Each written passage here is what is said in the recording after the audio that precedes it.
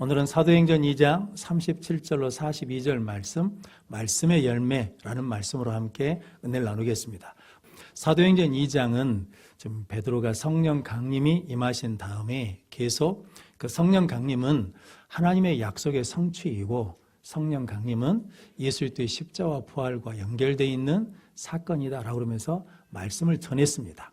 그 말씀을 받은 사람들에게 일어난 일이 오늘 본문 말씀이거든요. 그래서 오늘 본문 말씀을 통해서 말씀의 열매가, 말씀의 능력이 무엇인지 함께 은혜를 받음으로 우리 모든 성도들도 말씀의 열매를 맺어서 응답받고 해결받고 치료되는 복된 성도들 되시길 바랍니다. 말씀의 열매 첫 번째는 말씀은 마음을 찌릅니다. 37절 말씀 같이 읽겠습니다. 그들이 이 말을 듣고 마음에 찔려 베드로와 다른 사도들에게 물어 이르되 형제들아 우리가 어찌할꼬 하거늘. 아멘. 베드로가 성령 충만해서 말씀을 전했더니 그 말씀을 받은 사람들에게 나타난 일이 있는데 그게 뭐냐면 말씀으로 마음에 찔림이 있었다라고 말씀하거든요. 이 찔렀다는 말이 송곳이나 침이나 뾰족한 것으로 이렇게 찌른 거거든요. 그러면 우리가 그것에 찔리면 움찔하고 뭐합니까? 깨어난 것처럼 말씀이 우리를 깨우고 말씀이 우리를 감동하고 말씀이 우리가 부딪히면 은혜를 받게 된다라는 거죠. 근데 그들이 무슨 말씀에 부딪혔냐면 너희가 십자가에 못 박은 이 예수를 하나님이 살리셔서 주와 그리스도가 되게 하셨다라고 말씀하셨거든요. 즉 그들이 누구를 죽였냐면 메시아, 구원자를 죽였다라는 말씀에 찔림을 받았다라는 거거든요. 그래서 히브리서 4장 12절 말씀 같이 읽겠습니다. 하나님의 말씀은 살아있고 활력이 있어 좌우의 날선 어떤 검보다도 예리하여 혼과 영과 및 관절과 골수를 찔러 쪼개기까지 하며 또 마음의 생각과 뜻을 판단하시나니. 아멘. 하나님의 말씀은 좌우의 날선 어떤 검보다도 예리해서 혼과 영과 관절과 골수를 뭐 한다는 겁니까? 찌른다는 거거든요. 찔러 쪼갭니다. 그러니까 말씀을 받을 때 성도님에게 찔린다는 것이 큰 은혜지요. 말씀이 찔린다는 것이 큰 복이거든요. 왜냐하면 좋은 징조지요. 말씀에 찔린다는 것은 내 영적 감각이 뭐하다는 겁니까? 살아있다는 거죠. 나병이 무서운 것은 감각이 없는 거잖아요. 아파도 아픈 줄 모르고 부러져도 부러진 줄 모르고 심지어는 이렇게 잘려도 잘리지 못하는 감각이 없다는 거거든요. 그런데 말씀이 내 안에 부딪힌다. 말씀이 나를 찌른다. 그것은 내가 지금 무엇을 받고 있다는 겁니까? 은혜를 받고 있다는 거죠. 나에게 하나님이 복을 주셨다는 거거든요. 그럼 성도 여러분, 우리가 구해야 될 게 있죠. 하나님 말씀을 들을 때, 말씀을 읽을 때 그 말씀이 나를 뭐 해달라고? 찔러달라고, 나를 감동시켜달라고 구하는 성도들 되시길 바랍니다. 우리나라의 최초의 선교사가 토마스 선교사거든요. 1866년에 대동강으로 배를 타고 들어왔다가 그만 배가 자초해서 이제 순교를 당하는데 그 토마스 선교사를 죽인 사람이 누구냐면 박충권이라는 분이랍니다. 이 사람이 토마스 선교사를 죽일 때 토마스 선교사가 성경책을 던져줬어요. 그 성경책을 가지고 집에 갔다가 그 성경을 읽고 마음에 찔려서 예수를 믿게 되었습니다. 그 대동강에 떨어진 성경책을 주워가고 간 사람이 있답니다. 박영식이라는 사람이 주워갔는데 성경이 질이 좋으니까 그걸로 벽지를 발랐답니다. 집에 벽지를 발랐어요. 근데 그 벽지 바른, 성경을 벽지 바른 집이 뭐가 됐냐면 나중에 우리나라 최초의 교회인 널다리 교회가 되고 그것이 나중에 평양 장대현 교회가 됐대요. 그러니까 이분도 벽지로 쓰인 성경을 읽다가 예수를 믿고 그 집이 교회가 됐다라는 거거든요. 그 박영식의 조카 이영태라는 사람이 놀러로 왔어요. 그 벽지로 붙어 있는 성경을 읽다가 마음의 찔림을 받아가지고 예수를 영접하는 일이 일어났습니다. 성도 여러분, 말씀은 살아있는 말씀이고 말씀은 좌우의 날선 검 같은 말씀이어서 우리를 찌르신다는 거죠. 찌른 것은 우리를 뭐하냐면 깨우고 구원시키기 위해서 말씀하신다라고 말씀합니다. 그런데 성경에 이렇게 말씀을 받아서 찔림을 받은 사람이 있는 반면에 말씀을 줘도 전혀 그 말씀에 반응하지 않고 도리어 마음이 굳어져 버린 사람이 있거든요. 그게 누구냐면 대표적인 사람이 애굽왕 바로 왕입니다. 하나님이 내 백성을 이 땅에서 보내라 라고 그러면서 말씀하셨는데 그 말씀을 듣지 않으니까 하나님께서 10가지 재앙을 주시는데 10가지 재앙을 받으면 받을수록 뭐냐면 마음이 완악해졌다라고 합니다. 완악해졌다는 말은 뭐냐면 마음이 굳어졌다는 거거든요. 콘크리트처럼 돼가지고 단단해져가지고 더 이상 재성이 안 된 상태라는 거거든요. 그래서 7번째 재앙인 우백재앙이 임할 때 신하들이 이렇게 바로한테 말합니다. 출애굽기 10장 7절 말씀 같이 읽겠습니다. 바로의 신하들이 그에게 말하되 어느 때까지 이 사람이 우리의 함정이 되리이까?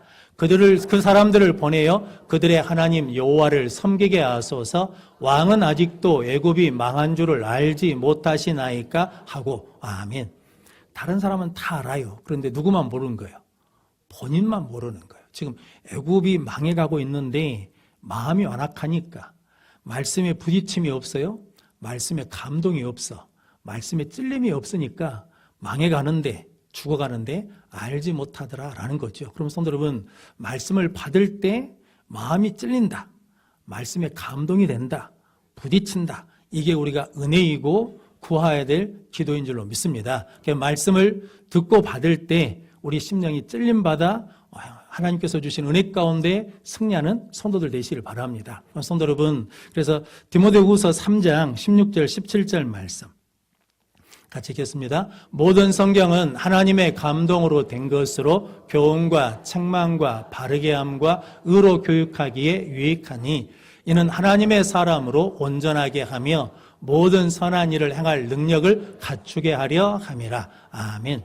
성경은 하나님의 감동으로 된 것은 우리를 뭐 한답니까? 우리를 교훈하시기도 하시고 책망하기도 하시고 의로 교육하기도 하신다는 거죠. 그 말씀에 부딪힘이 있으면, 감동이 있으면, 찔림이 있으면 하나님의 사람은 어떻게 한다는 겁니까?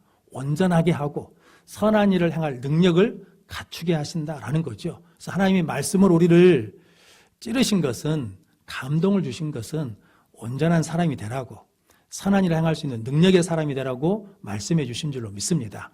이제 그렇게 마음에 찔린 사람들이 베드로와 사도들에게 묻거든요. 우리가 어찌할꼬 어떻게 해야 됩니까? 라고 그랬더니 베드로가 회개하여 각각 예수 그리스도의 이름으로 세례를 받고 제사함을 받으라. 그리하면 성령의 선물을 받으리라 라고 말씀하거든요. 성도 여러분, 이게 성령의 중요한 말이 회개하여 각각이거든요. 각각. 각 개인입니다. 우리 신앙생활 하나님 앞에 1대1이거든요. 그러니까 대신 누가 해줄 수가 없어요. 그러니까 내가 말씀을 듣고 뭐 해야 된다는 거예요? 찔림받아 회개해야 된다는 거죠. 그래서 성경에 사람을 구분할 때 두 종류로 구분합니다. 의인은 없나니 하나도 없거든요. 그러니까 어떻게 구분하냐면 죄인인 줄 아는 죄인이 있고 죄인인지 모르는 죄인이 있습니다. 또 다르게 말하자면 회개한 죄인이 있고 회개하지 않는 죄인이 있다는 거죠. 그래서 회개한 죄인을 하나님이 뭐라고 인쳐주십니까? 의인이라고 인쳐주시는 거거든요.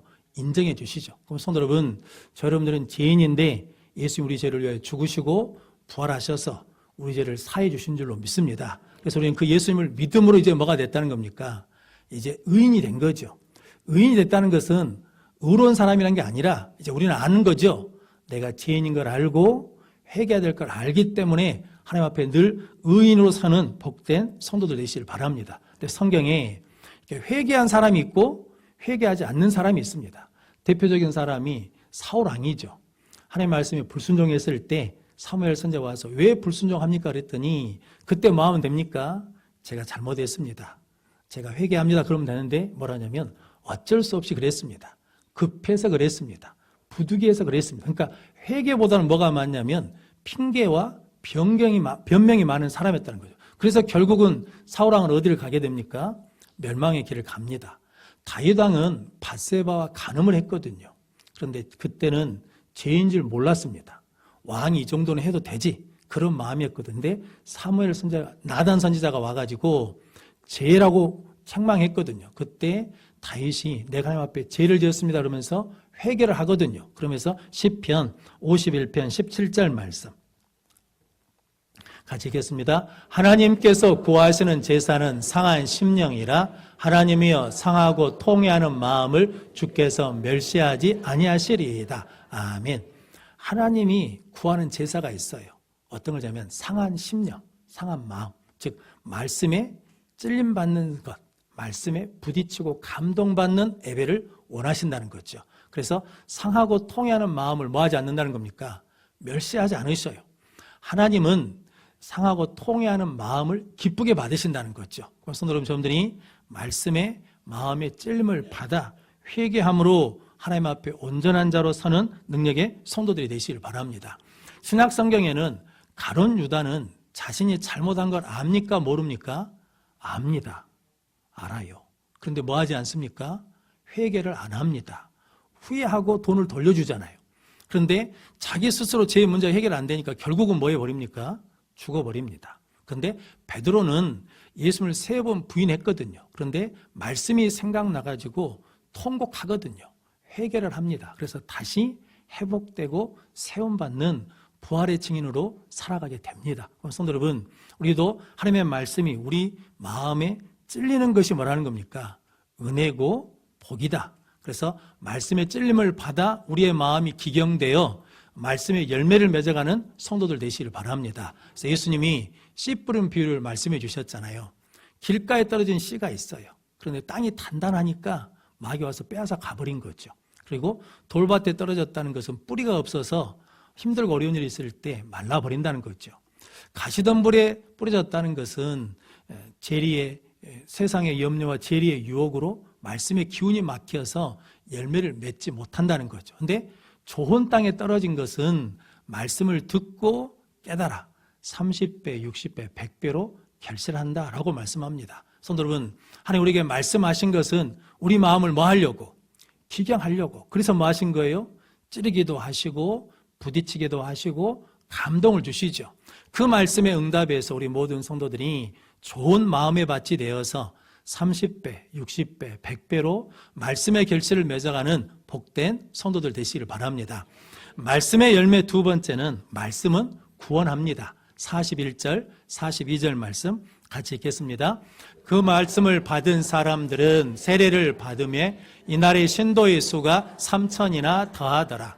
그들이 사도의 가르침을 받아 서로 교제하고 떡을 떼며 오로지 기도하기를 힘쓰니라. 아멘.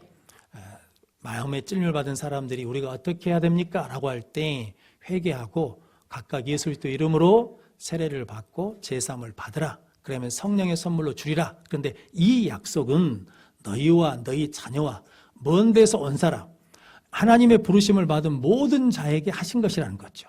그러니까 하나님은 하나님 앞에 나온 사람들은 다 말씀을 받으면 뭐 할 수 있다는 겁니까?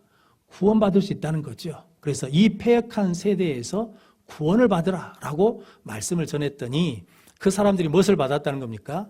세례를 받았습니다. 세례를 받는다는 것은 나는 이제 공개적으로 나는 예수 믿는 사람입니다 라고 고백하는 것이고, 세례를 받는다는 건 이제 옛사람으로 살지 않고 말씀의 사람으로, 거듭난 사람으로, 새 사람으로 삽니다 라는 것이고, 나는 이제 예수 믿고 구원받은 은혜의 사람입니다 라는 표정을 갖는 거거든요. 성도 여러분, 세례받았다고 구원받은 게 아니라 예수 믿고 구원받았기 때문에 무엇을 받는다는 겁니까? 세례를 받는다는 거거든요. 성도 여러분들이 말씀을 받고 구원받는 능력의 성도들이 되시길 바랍니다. 그래서 구원은 어떻게 받습니까? 믿음으로 받습니다. 근데 믿음은 어떻게 생깁니까? 말씀을 들을 때 생깁니다. 로마서 10장 17절 말씀에 믿음은 들음에서 나며 그 들음은 그리스도의 말씀으로 말미암느니라 라고 말씀합니다.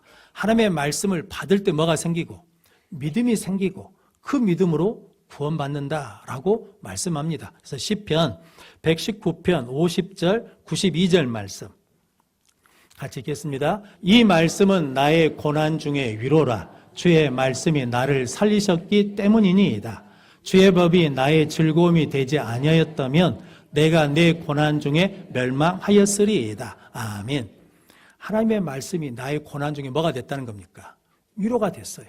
아니면 말씀이 없으면 내가 고난 중을 이기지 못했다는 것. 그 성도 여러분, 고난 중에도 뭐만 있으면, 말씀만 있으면 고난을 이길 수 있고, 말씀만 있으면 병도 고침받을 수 있고, 말씀이 있으면 죄에서 구원받는 역사가 일어날 줄로 믿습니다. 그럼 성도 여러분, 무엇을 구해야 돼요?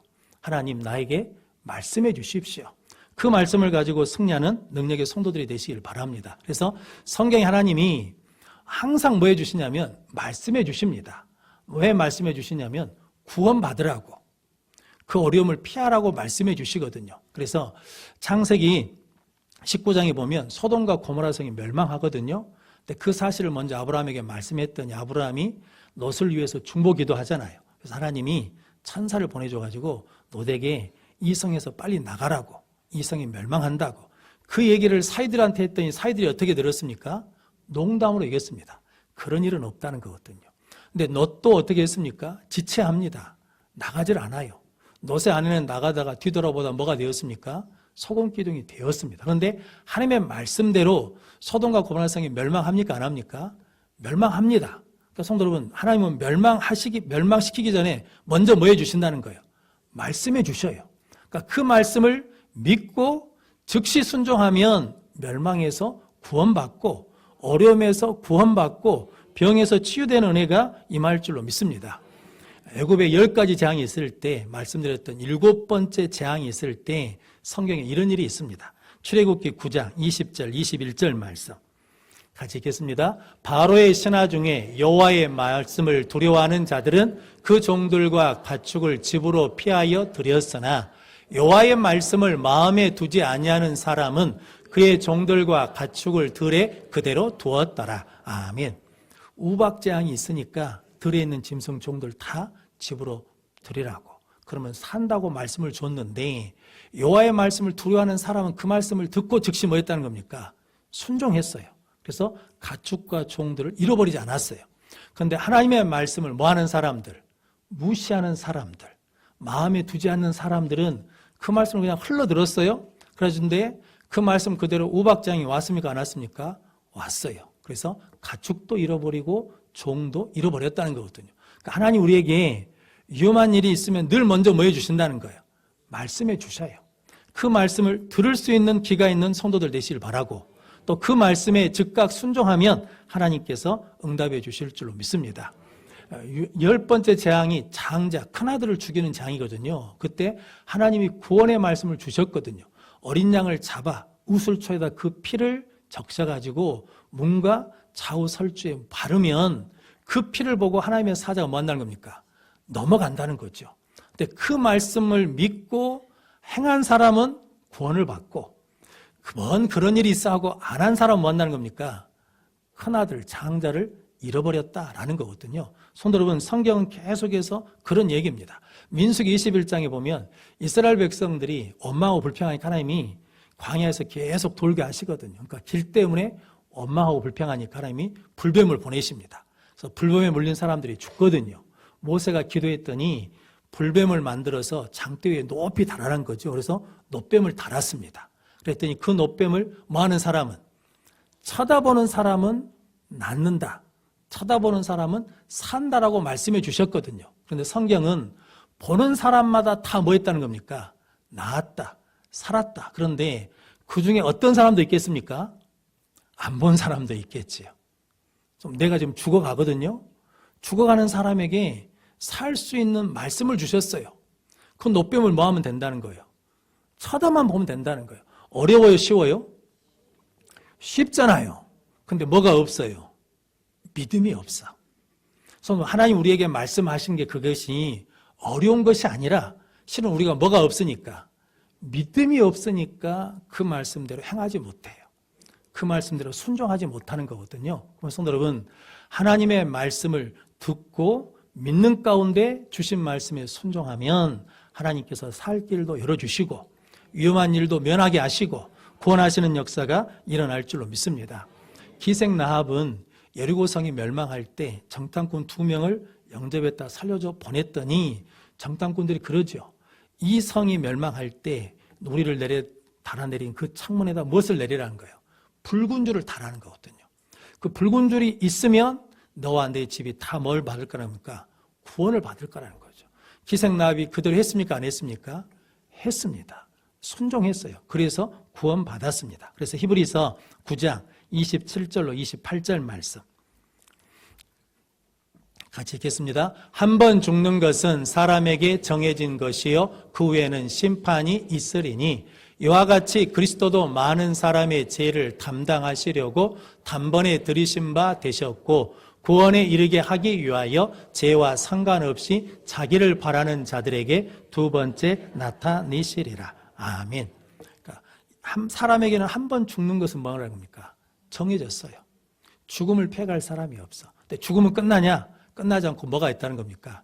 심판이 있다는 거죠. 성도 여러분, 성경이 계속 말씀하신 것은 그 말씀이 다 이루어진 것처럼 이 말씀도 뭐 한다는 겁니까?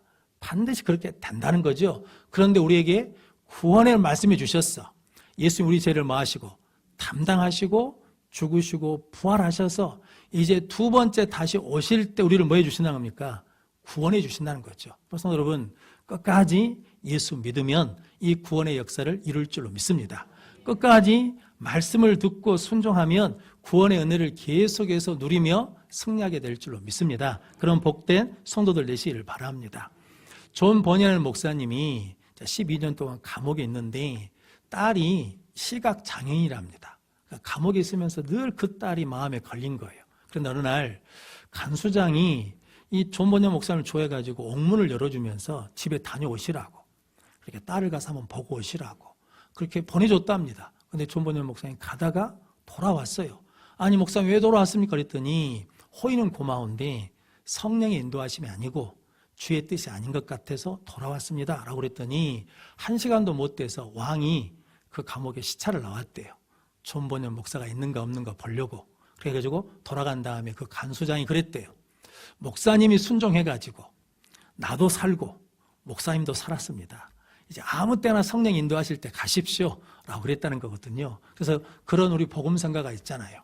주님 말씀하시면 내가 나아가리라. 주님 뜻이 아니면 나 멈춰서리라. 가고 서는 것 주님 뜻이 있으니 오 주님 나를 이끄소서라고 고백하거든요. 그래서 오늘 42절 말씀에 보니까 그들이 사도들의 가르침을 받아 서로 교제하며 떡을 떼며 오로지 기도하기에 뭐 했다는 겁니까? 힘썼다는 거죠. 성도 여러분, 이게 기도하면 말씀이 들려집니다. 기도하면 성령님이 임합니다. 그럼 성도 여러분, 언제까지 기도해야 돼요? 말씀이 들려질 때까지 기도해야 돼요. 말씀에 확신이 있을 때까지 기도해야 돼요. 말씀을 보여주실 때까지 뭐 해야 돼요? 기도해야 돼요. 왜냐하면 말씀이 임하면 우리에게 뭐가 있으니까? 응답이 있어요. 말씀이 임하면 해결이 있어요. 말씀이 임하면 치료의 역사가 나타날 줄로 믿습니다. 그래서 고린도전서 2장 10절 말씀 같이 읽겠습니다. 오직 하나님이 성령으로 이것을 우리에게 보이셨으니 성령은 모든 것 곧 하나님의 깊은 것까지도 통달하시느니라. 아멘. 성도 여러분, 이게 지금 사도행전이 성령 강림으로 시작된 말씀이잖아요. 그럼 성도 우리도 기도하면 성령이 임하시고 성령이 임하셔서 하나님의 깊은 것까지도 우리에게 통달케 하시고 말씀해 주시고 깨닫게 해주시면 그 말씀대로 살아가면 우리는 구원받으며 승리하며 응답받을 줄로 믿습니다. 그래서 오늘 우리가 교동문 읽은 시편 19편에 여호와의 율법은 완전하여 영혼을 소성시키고 여호와의 증거는 확실하여 우둔한 자를 지혜롭게 하고 여호와의 교훈은 정직하여 마음을 기쁘게 하고 여호와의 교훈은 순결하여 눈을 밝게 하도다. 그러니까 눈이 밝아진다는 게 시력이 좋아지는 게 아니라 성경에서 눈이 밝아지는 건 뭐냐면 초점이 맞는다는 거예요. 성도 여러분, 하나님의 말씀에 초점이 맞아지면 그때 뭐가 일어나냐면 하나님의 역사가 나타나고 하나님의 구원의 역사가 이루어질 줄로 믿습니다. 성도 여러분, 하나님의 말씀은 살아있는 말씀이고 좌우의 날선 검입니다. 그래서 우리를 뭐 한다는 겁니까? 찌릅니다. 그때 성도 여러분, 그 말씀을 통해서 회개하고 결단하고 순종하면 하나님의 말씀에 열매를 맺어가며 응답받고 해결되고 치료될 줄로 믿습니다. 그럼 말씀의 능력으로 살아가는 우리 모든 성도들이 되시기를 주의 이름으로 축원합니다.